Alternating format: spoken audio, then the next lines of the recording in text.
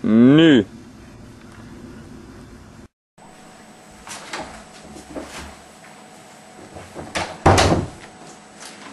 Hallo iedereen, dit ben ik in een Stormtrooper pak en we zijn weer klaar voor een nieuwe aflevering van Extreme Unboxing.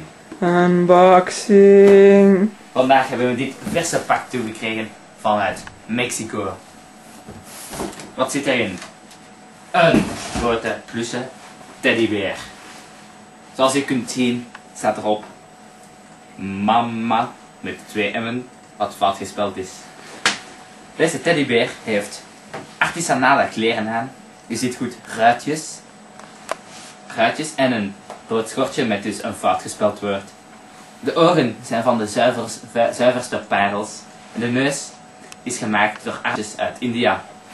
Het zachte pelsje, zoals u misschien thuis niet kunt voelen, maar wij wel kunnen voelen, zoals Jasper kan zeggen, is zeer zacht. Deze teddybeer is geschikt voor alle kinderen, want hij is zo groot dat je hem niet in je mond kan steken.